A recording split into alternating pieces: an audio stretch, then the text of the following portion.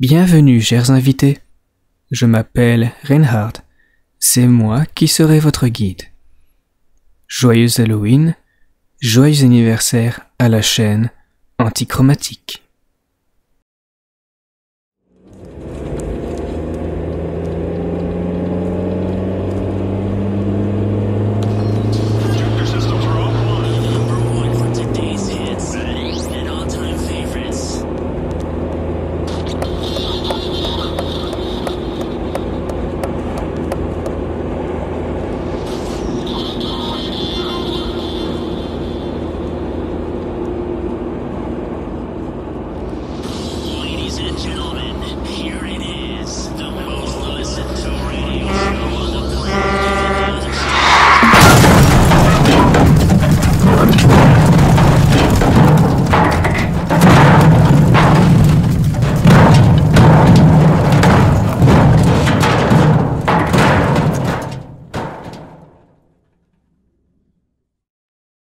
Donjon, descente aux enfers.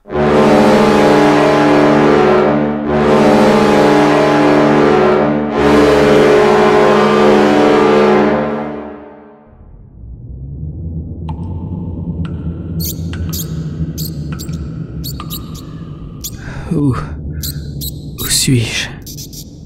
Il fait froid. J'ai mal. J'ouvre les yeux.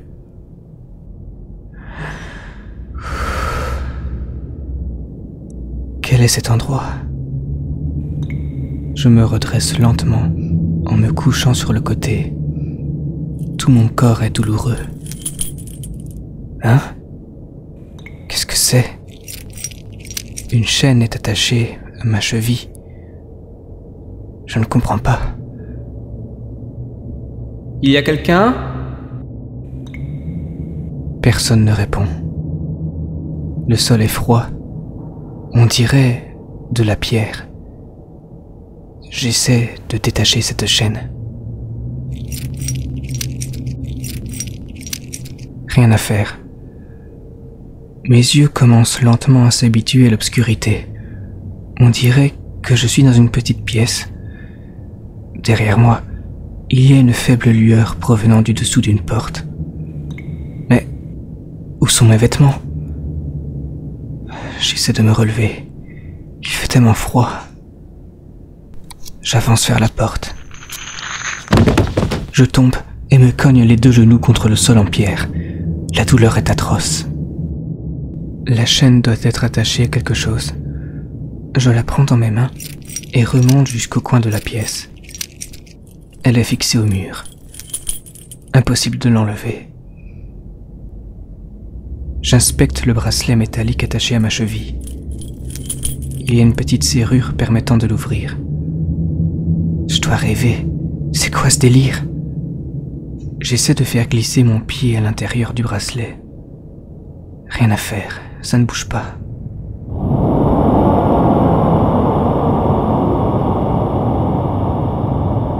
Quel est ce bruit? Y a quelqu'un? Vous m'entendez? Comment est-ce que je me suis retrouvé ici? Je crache sur ma cheville pour essayer de lubrifier la zone et de faire entrer mon pied à l'intérieur du bracelet. À présent, je tiens le bracelet dans mes deux mains, les bras tendus, et je tire de toutes mes forces sur mon pied.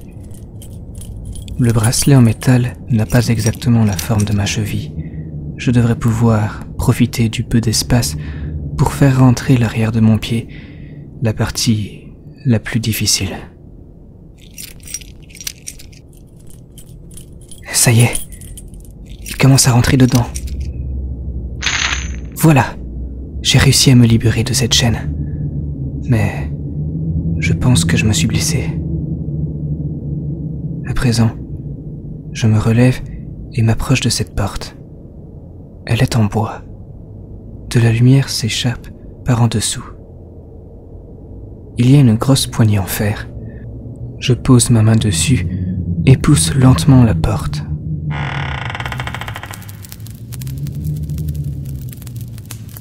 Une lumière orangée vient m'éblouir. Je découvre Un corridor illuminé par une succession de torches. Le sol et les murs sont composés de gros blocs de pierre. Il y a d'autres portes en bois. Par où dois-je aller? À gauche? À droite? Maintenant qu'il y a de la lumière, je découvre mon corps, avec de nombreuses écorchures. Qu'est-ce qu'on m'a fait? Un bruit vient du fond du couloir à gauche. J'avance dans cette direction, en longeant le mur. Ma cheville est douloureuse et me fait boiter. En passant devant une porte en bois, j'ai l'impression d'entendre quelqu'un marmonner à l'intérieur. Je continue mon chemin. Le couloir tourne à 90 degrés. Je découvre de nombreuses cellules avec des barreaux en carreaux. Il y a des gens à l'intérieur qui laissent pendre leurs bras squelettiques entre les carrés. Et quelle horreur! J'avance en gardant mes distances. Il y a des hommes et des femmes. Ils ont la peau sur les os. Certains ont un bras ou une jambe en moins. D'autres semblent morts. Bordel, qu'est-ce qui se passe ici? Hé! J'entends une voix féminine dans la cellule à ma droite. Tu as réussi à te libérer? Par pitié, libère-moi. Cette femme n'est pas squelettique comme les autres. Elle semble encore avoir des forces. Où sommes-nous? Je ne sais pas, mais par pitié, ne m'abandonne pas. Ils viennent tous nous chercher, un par un. Des larmes coulent sur son visage. Je m'approche du verrou de sa cellule. Comment? Des clés. Il y a des clés. Je les entends toujours. Ils les gardent jamais sur eux. Au fond du couloir, il y a un escalier qui descend. Je t'en supplie, fais vite. Je ne veux pas mourir. Je ne comprends rien de la situation, mais je dois être prudent. Ce n'est pas un rêve, c'est réel. Fais attention à toi. Le fond du couloir est beaucoup plus sombre. À ma gauche, il y a un escalier qui va vers le bas. À ma droite, un escalier en colimaçon. Je descends les escaliers jusqu'à une porte en bois. Je regarde par le trou de serrure. Je vois le coin d'une table, éclairée par une bougie. Est-ce qu'il y a quelqu'un dans cette pièce? Il est impossible d'entrer sans faire grincer cette porte. Il s'agit d'une petite pièce contenant une large table en bois et une étagère. Elle m'a dit que les clés sont ici. J'inspecte la table, mais il n'y a que cette bougie. Je regarde du côté de l'étagère, il n'y a que des pots. Il y a une chaîne suspendue dans un coin. Juste au-dessus, il y a un crochet avec un trousseau de clés. Trouvé. Je prends les clés. Quelqu'un descend l'escalier en colimaçon. Je ferme la porte et me cache sous la table, contre le mur.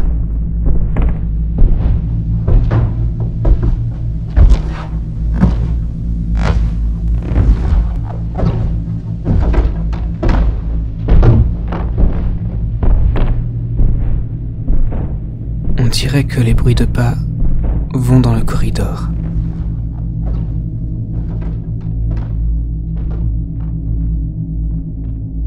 Je n'entends plus rien.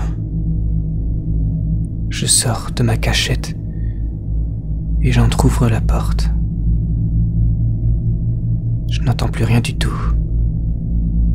Est-ce qu'il a continué son chemin? Ou bien est-il simplement immobile au milieu du corridor? Je tiens fermement les clés dans ma main pour ne pas qu'elles fassent de bruit. Je monte les marches, la tête baissée. Arrivé en haut de l'escalier, je jette un regard discret dans le corridor. Je ne vois rien. Il a donc continué son chemin. J'hésite à y retourner. Ce serait plus sûr si je donne les clés à cette femme dans sa cellule pour qu'elle puisse les essayer une à une, puis qu'elle vienne me rejoindre ici. Si jamais il revient, elle peut facilement se cacher au fond de sa cellule, alors que moi, je risquerais de me faire attraper. Je n'entends rien. Je cours jusqu'à sa cellule. Elle est toujours là, le regard terrorisé. Prends les clés et rejoins-moi dans la pièce en bas, sous la table. Elle tend la main, je lui donne des clés qu'elle récupère. Puis, je me précipite jusque dans la petite pièce en bas, ignorant cette douleur infernale à ma cheville. Je suis caché derrière la porte entr'ouverte, observant discrètement les escaliers, attendant cette femme. J'espère qu'elle a trouvé la bonne clé. J'entends quelqu'un. Ça doit être elle. En effet, c'est bien elle. Elle est en haut des escaliers. Son corps est plein de cicatrices. J'ouvre la porte et lui fais signe de venir.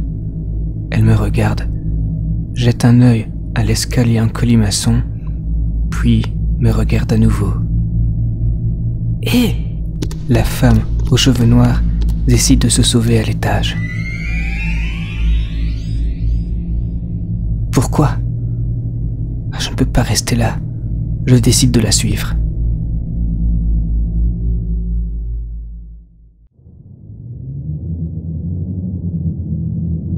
Le froid est insupportable. Je ne sens presque plus mes pieds. Mon corps tremble tellement que je claque des dents. Me voici arrivé dans un nouveau corridor, plus sombre. Les murs sont plus hauts. Aucune trace de cette femme. Je cours jusqu'au bout du couloir. Devrais-je crier pour l'appeler ? Non. Cet endroit est clairement dangereux. Nous avons certainement été pris en otage. Une mafia ? Un gang ? Des terroristes ? Ça vient de derrière moi. De l'étage d'en bas. Il y a encore des survivants. Si j'arrive à sortir d'ici, je peux chercher de l'aide. J'atteins le fond du couloir. Encore une fois, je dois faire le choix entre deux directions menant chacune vers une porte. Au hasard, je prends le couloir de droite. J'arrive derrière la porte. Je regarde par la serrure. Il y a de la lumière. On dirait qu'il n'y a personne.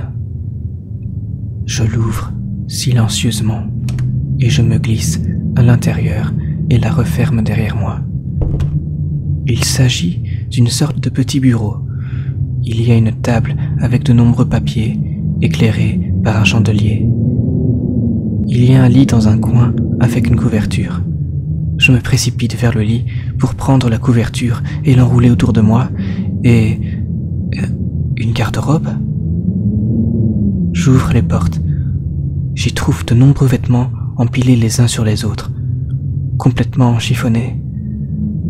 Je tire sur la manche d'une chemise et tout tombe à terre. Je prends un pantalon et je trouve deux bottines, certes différentes, mais au moins je sais les mettre. Seraient-ce les vêtements des prisonniers ? Voilà, je me sens mieux. La chemise est trop grande, mais qu'importe. Ce n'est plus ma priorité.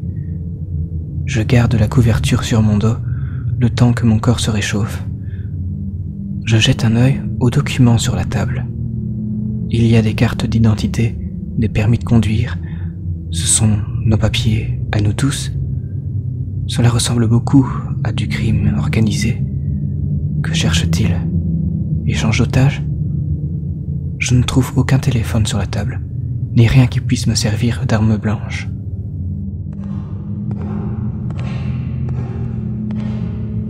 Quelqu'un s'approche de la pièce où je suis. Vite, sous le lit. Non. Je peux me glisser sous la garde-robe. Les vêtements que j'ai renversés vont les alerter sur ma présence. Ils risqueraient de regarder sous le lit. Je me glisse sous la garde-robe par le côté. C'est très étroit et sombre. Le tas de vêtements cache les pieds de garde-robe. Impossible pour eux de me voir. Je l'espère.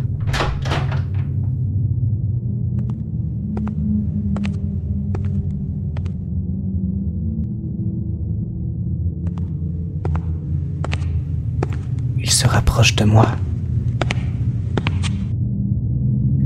Quand je serai parti, vous prendrez la porte située de l'autre côté.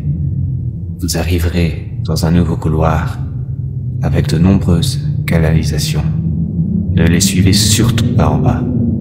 Montez les escaliers sur votre gauche. J'entends l'homme s'éloigner et quitter la pièce. Qui est-ce? Puis-je vraiment lui faire confiance? Le silence s'installe. Je sors de ma cachette et jette un œil par le trou de serrure de la porte. Je ne vois plus personne. J'ouvre la porte et me dirige vers celle située à l'opposé. Je passe devant le couloir d'où je suis venu tout à l'heure. Je n'entends rien du tout. Était-ce cet homme qui était descendu en bas? Me voici en face de cette autre porte. À nouveau, je l'ouvre avec précaution. De l'autre côté, il y a un mur avec 2 escaliers, un descendant à droite, l'autre montant à gauche. Le mur comporte plusieurs tuyaux en cuivre. Un léger bruit résonne à l'intérieur. De l'eau chaude? Est-ce que je fais confiance à l'homme et monte les escaliers? Elle mène vers une porte qui est située non loin de moi. Par contre, les escaliers à ma droite plongent dans l'obscurité. Je ne vois pas où ils mènent. Je prends la décision de prendre les escaliers à ma gauche et de monter jusqu'à cette porte. Celle-ci présente un bois et un design plus élégant que celle d'en bas, avec une poignée dorée. J'ouvre la porte. Me voici dans un hall d'entrée.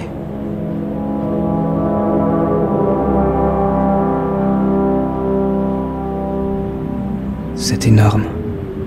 Il y a des tapisseries sur les murs en pierre, un énorme escalier aux rampes dorées au centre de la pièce, des meubles en bois verni, des portraits anciens accrochés au mur, les colonnes soutenant le palier et ses balustrades du premier étage, le tout éclairé par un énorme lustre.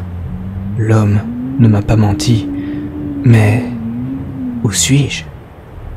Il y a une énorme porte en bois devant les escaliers. C'est certainement la sortie. Je me précipite vers la porte et tente de l'ouvrir.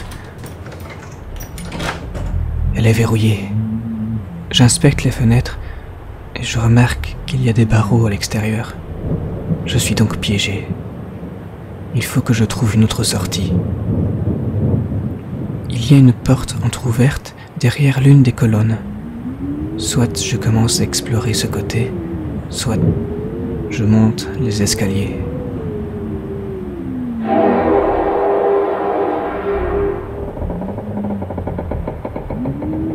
C'était quoi ça? Toute la pièce vient de trembler.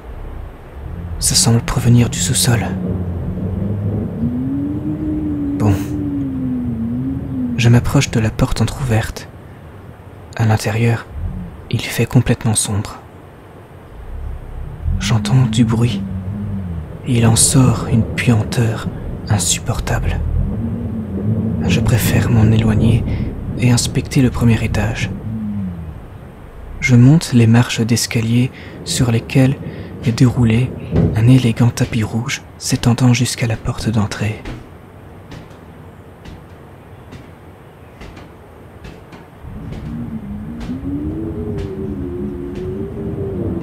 Arrivé en haut du palier, je dois encore faire le choix d'aller soit à gauche ou à droite. Cette fois-ci, il y a beaucoup moins de lumière ici.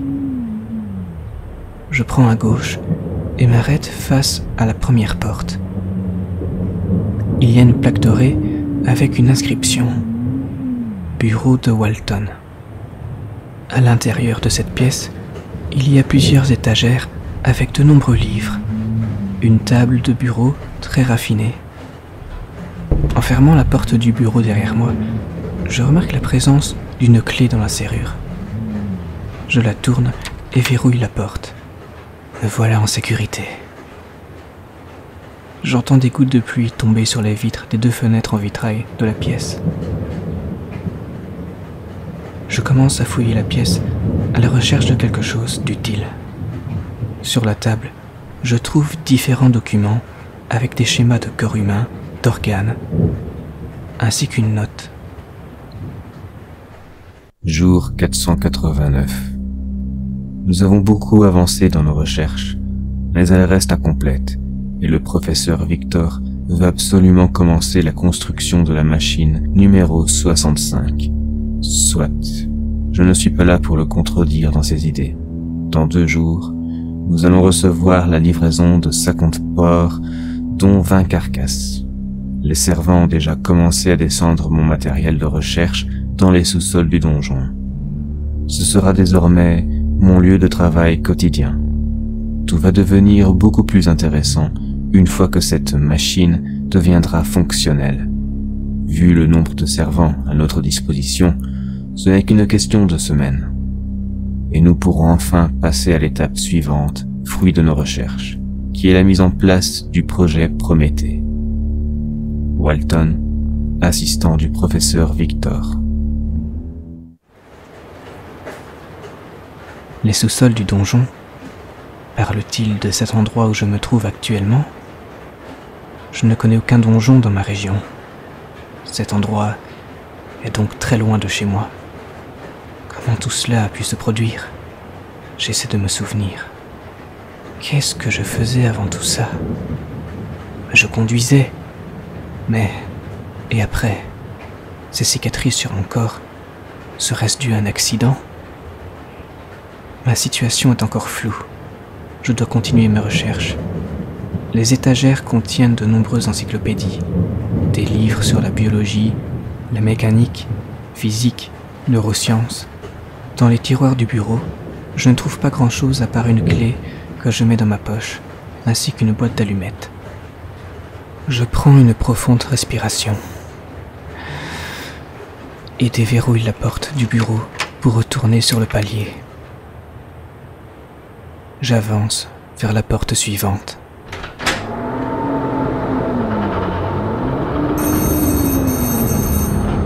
Une bourrasque de vent ouvre subitement une porte située un peu plus loin. Je m'approche de cette pièce et jette un œil discret à l'intérieur. Il n'y a personne. Une petite plaquette dorée indique qu'il s'agit du bureau du professeur Victor. La pièce est beaucoup plus grande que celle de l'assistant Walton. Le bureau est entouré de confortables fauteuils en cuir brun. C'est là que se trouve le téléphone. Je m'enferme d'abord à clé, puis m'approche du téléphone. Il s'agit d'un élégant téléphone noir, à l'ancienne. Je décroche le combiné. Allô? Qui êtes-vous? Je reconnais votre voix. C'est vous qui m'avez dit de monter à l'étage. Oh, alors vous êtes toujours vivant. Je vais appeler la police. C'est inutile. Ce téléphone n'est connecté qu'aux autres téléphones du donjon. Je sais que vous voulez sortir d'ici. Et je peux vous aider. Pourquoi devrais-je vous faire confiance? Victor est responsable de ce qui vous arrive. Il est devenu fou. Et je suis moi aussi piégé dans ce donjon. Bien que libre de m'y déplacer. Aidez-moi, je vous aiderai en retour. Que voulez-vous? Je ne peux pas rester longtemps en communication. On me surveille. Allez sur le palier de l'autre côté. Cherchez la chambre de Jessica, la fille de Victor. Elle est en danger. Allez la chercher et rappelez-moi en composant le numéro 81. Mon nom est Walton. Allô? Il a raccroché. Avant de quitter la pièce pour trouver Jessica, j'inspecte d'abord le bureau de ce Victor. Dans un tiroir, je trouve des dossiers ainsi qu'un enregistreur audio. Prométhée, fils du titan Japet, a créé l'homme à l'aide d'argile, a donné à l'humanité la maîtrise interdite du feu de l'Olympe, dotant l'homme du savoir. Prométhée fut puni par Zeus et subit l'éternelle torture. Aujourd'hui, c'est à notre tour de défier les dieux et de donner naissance à un Prométhée nouveau. Ma soif va bien au-delà des limites assignées à l'homme. La science nous a conféré des pouvoirs que l'on pourrait presque dire créateurs. Elle nous permet de nous rendre maîtres et possesseurs de la nature et d'en percer les plus profonds secrets. Mais je me suis rendu compte que je n'ai pas assez de temps pour te connaître. Il me manque encore trop de temps. Mais qu'importe, je ferai tout pour atteindre mes objectifs. Quitte à... C'est donc lui, Victor. Walton m'a dit que ce Victor est responsable de la situation. Serait-ce lui qui a enfermé tout le monde dans cette prison au sous-sol? Dans un coin de la pièce, il y a la statue d'un ange posée sur un socle en pierre, avec une inscription en latin gravée dessus. Comme dans le bureau de l'assistant, les étagères contiennent elles aussi des livres scientifiques, mais également des livres sur l'ésotérisme et l'occultisme. Sur l'une d'elles, je trouve une lampe à huile, encore pleine. Ça peut toujours m'être utile. Je la prends avec moi et quitte la pièce. Me voilà à nouveau sur le palier. C'est étrange. La porte entr'ouverte dans le hall d'entrée, j'ai l'impression d'avoir aperçu une silhouette pénétrer à l'intérieur. Je traverse le palier pour rejoindre le côté opposé.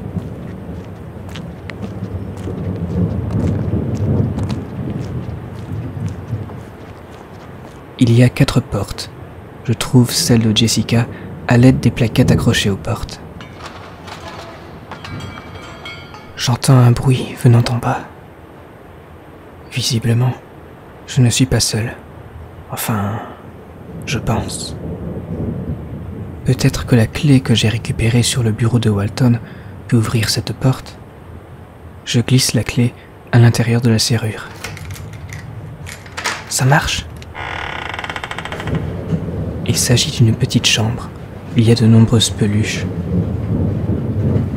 Au centre de la pièce, il y a un lit baldaquin dont les rideaux sont fermés. Je m'approche du lit. Jessica? J'ouvre le rideau. C'est avec horreur que je découvre le corps sans vie de la petite fille, éventrée, les yeux arrachés. Je suis tétanisé devant cette scène. C'est la première fois que je vois un cadavre. Qui a bien pu commettre ce crime ignoble? Je ne peux plus supporter cette vision, ni l'odeur du cadavre. Je referme le rideau et... Je dois retourner dans le bureau de Victor. Je traverse le palier en jetant un œil au hall d'entrée en dessous. Encore cette porte? Il y a donc bien quelqu'un en bas.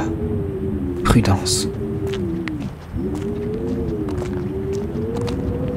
Arrivé dans le bureau de Victor, je verrouille la porte et retourne près du téléphone. Il m'a dit de composer le 81.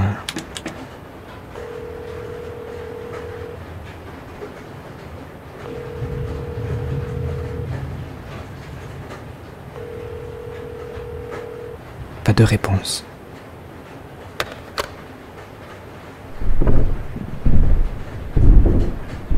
J'entends quelque chose monter les marches d'escalier du hall. Des bruits de pas vraiment lourds. Mon cœur s'accélère en entendant les bruits de pas venir dans ma direction. Les pas s'arrêtent juste derrière la porte du bureau. La poignée bouge lentement. Heureusement, la porte est verrouillée. Je recompose le 81. Allô? C'est moi. Pourquoi parlez-vous si bas? Il y a quelqu'un derrière la porte qui essaie de rentrer. Surtout, n'ouvrez pas la porte. Vous allez devoir attendre qu'il retourne dans la cuisine. Et pour Jessica, je suis allé jusque dans sa chambre. Elle est morte. Bon sang, je n'aurais jamais pensé que Victor irait jusqu'à tuer sa propre fille pour ses expériences. Quelles expériences? Nous avons peu de temps. Il faut arrêter Victor. Comment? Vous allez devoir retourner au sous-sol et descendre les escaliers jusqu'en bas, là où je vous ai dit de ne pas aller. Franchissez la porte, trouvez un téléphone et rappelez-moi. Attendez, je veux savoir à quoi j'ai affaire exactement. Tapez à la porte, puis cachez-vous vite. Vous comprendrez. Quoi? Je vous donnerai plus de détails quand vous me rappellerez une fois en bas. Je ne peux plus rester, désolé. Je dois frapper à la porte pour comprendre. Pourquoi dois-je faire ça? Je peux me cacher derrière la statue dans le coin de la pièce. Elle est assez épaisse. En me glissant derrière son socle, on ne peut pas me voir. Bon.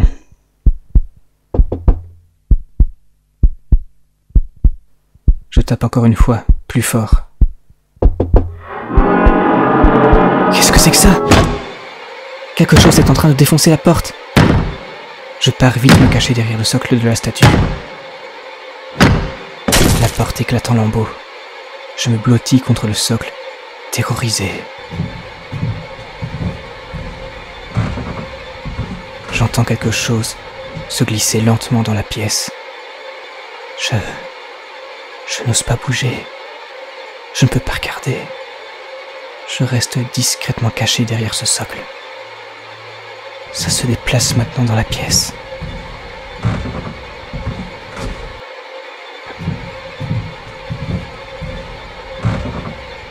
Après un moment, la chose quitte le bureau du professeur Victor. Il est entré dans une autre pièce. Je sais que je devrais en profiter pour fuir, mais je me sens paralysé. Mais il faut que je le fasse. J'enlève mes bottines afin de ne pas être entendu.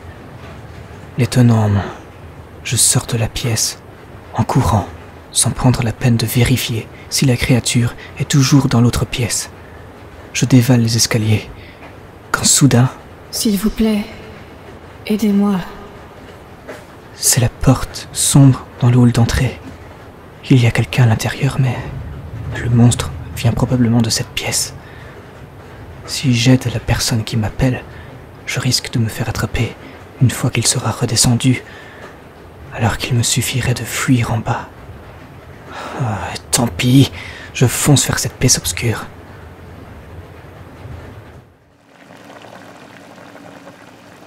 À l'intérieur, impossible de voir quoi que ce soit.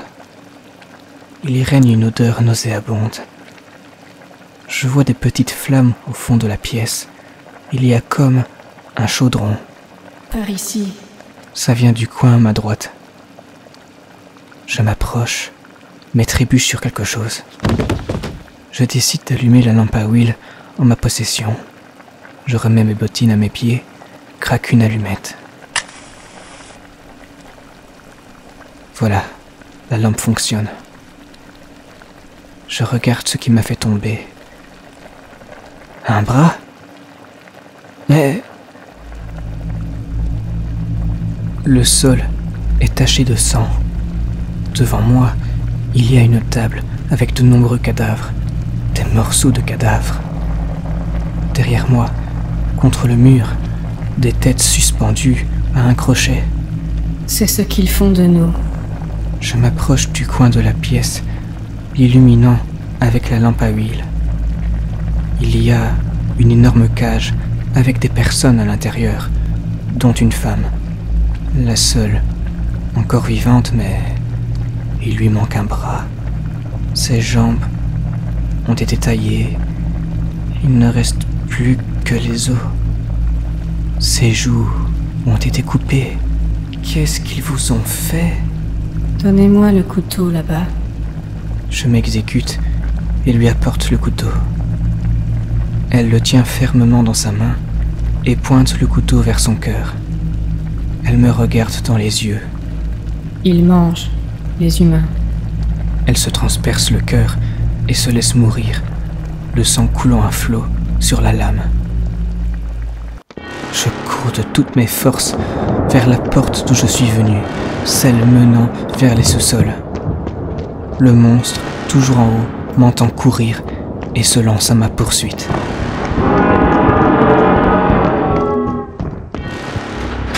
Je dévale le long escalier jusqu'à la partie sombre. Me voici face à une porte métallique avec une manivelle. J'essaie d'ouvrir la porte. Elle est fermée. Je tourne la manivelle.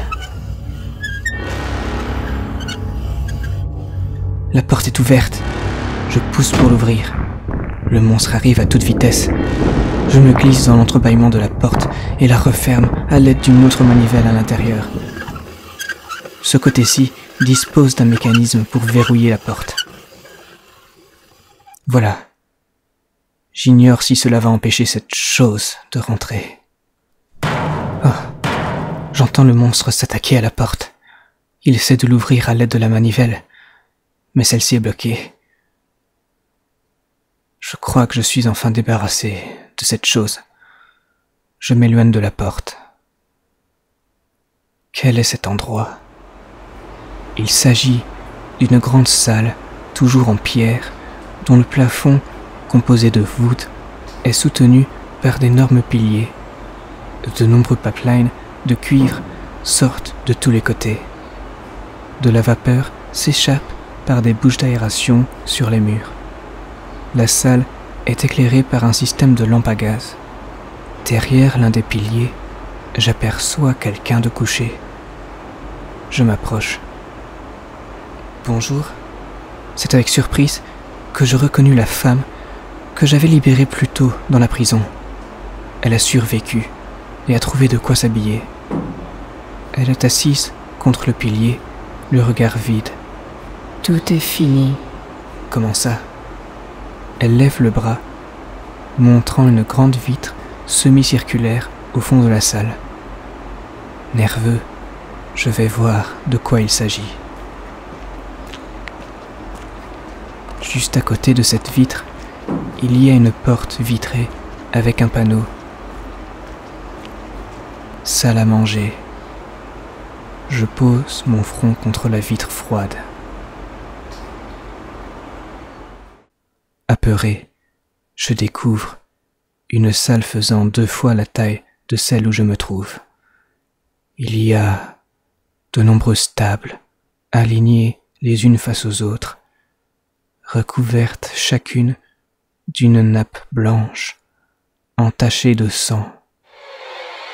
Du sang partout, sur le sol, les chaises. Du sang coulant à flot des membres humains décapités, se trouvant sur les nombreux plateaux argentés. Des têtes, des bras, des torses, des organes. Une boucherie humaine servant de repas.